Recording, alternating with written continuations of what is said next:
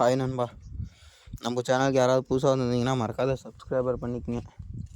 இந்த வீடியோவில் வந்து என்ன பார்க்க போகிறோம்னா 5405 வந்து ஹார்வெஸ்டருக்கு வந்து எவ்வளோ மைலேஜ் தருது அப்படின்னு சொல்லி கேட்டிருந்தாங்க.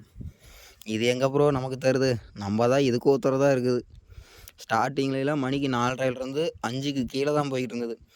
இப்போ ஸ்டார்டிங்கே 5லேருந்து 5.5 போகுது. அது வந்து பார்த்திங்கன்னா வால்வ் அட்ஜஸ்ட்மெண்ட் பார்க்கணும். நம்மளது வந்து பார்த்திங்கன்னா 2000 மணி நேரம் வந்துருச்சு.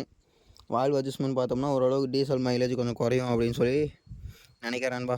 நெல்லுக்கெல்லாம் வந்து பார்த்திங்கன்னா 3.5லேருந்து 4.5க்குள்ளே தான் போகுது. மக்காச்சோளத்துக்கு 5 போகுது. அது எனக்கு வந்து வால்வ் அட்ஜஸ்ட்மெண்ட்டை பண்ணி ஆயிடுச்சுன்னு நினைக்கிறேன்.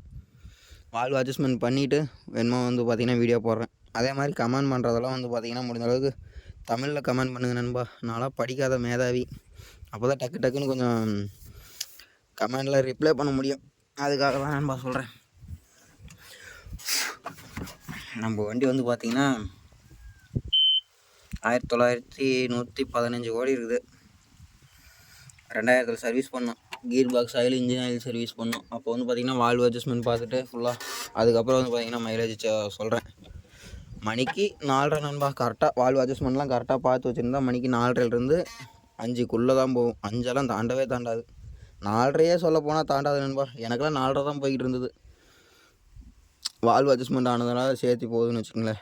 ஓகே நண்பா, அடுத்த கமெண்டில் பார்ப்போம்.